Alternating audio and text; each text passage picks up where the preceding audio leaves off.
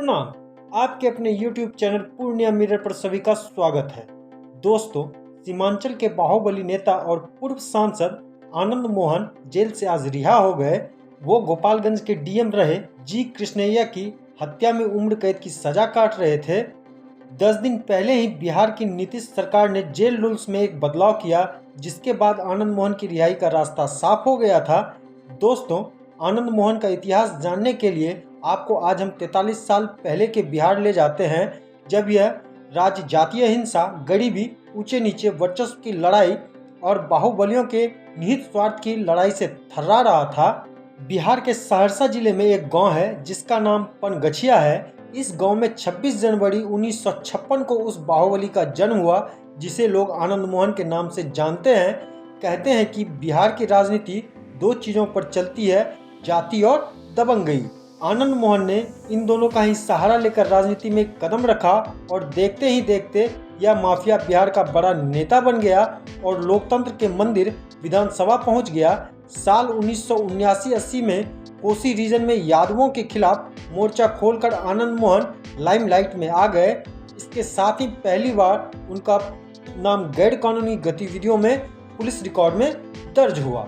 अपनी जातिगत राजनीति को आगे ले जाने के लिए साल 1980 में आनंद मोहन सिंह ने समाजवादी क्रांति सेना का गठन किया। इसका मकसद था निचली जातियों के उत्थान का विरोध करना।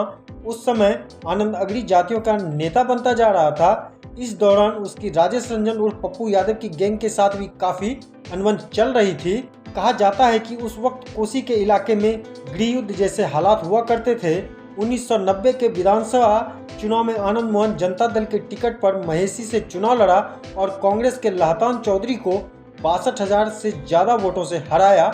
ये वो समय था जब देश में मंडल आयोग की सिफारिशें लागू की गई थी। इन सिफारिशों में सबसे अहम बात थी सरकारी नौकरियों में ओबीसी को 27% का आरक्षण देना।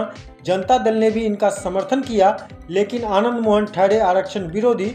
उसने 1993 में जनता दल से अलग होकर अपनी पार्टी बनाई, जिसका नाम बिहार पीपुल्स पार्टी यानी बीपीपी रखा। बाद में समता पार्टी से हाथ मिला लिया।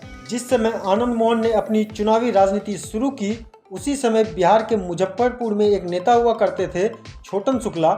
आनंद मोहन और छोटन शुक्ला की दोस्ती काफी गहरी थी। 1994 में छोटन शुक्ला की हत्या हो गई। छोटन शुक्ला की अंतिम यात्रा के बीच से एक लाल बत्ती की गाड़ी गुजर रही थी, जिसमें उस समय के गोपालगंज के डीएम जी कृष्णैया सवार थे।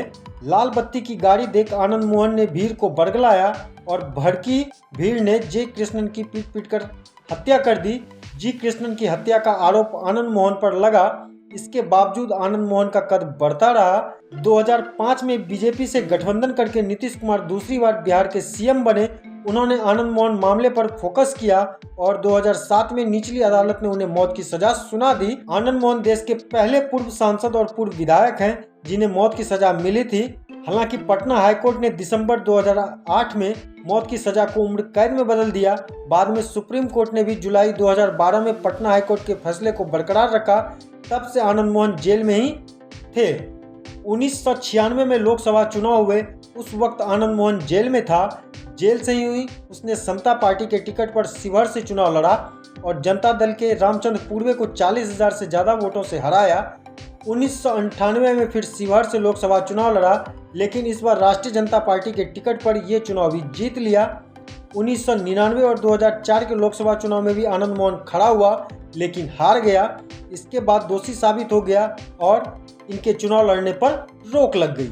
आनंद मोहन ने 13 मार्च 1991 को लवली सिंह से शादी की। लवली स्वतंत्रता सेनानी मानिक प्रसाद सिंह की बेटी है। शादी के 3 साल बाद 1994 में लवली आनंद की राजनीति में एंट्री उपचुनाव से हुई। 1994 में वैशाली लोकसभा सीट पर उपचुनाव हुए, जिसमें लवली आनंद यहां से जीतकर पहली बार संसद पहुंची।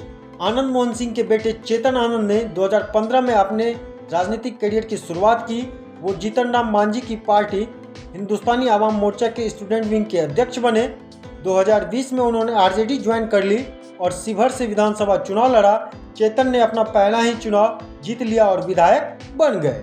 जनवरी में नीतीश कुमार ने एक पार्टी इवेंट में मंच से कहा कि वो आनंद मोहन को बाहर लाने की कोशिश कर रहे हैं, जिसके बाद आनंद का नाम फिर से अखबारों की सुर्खियां बना।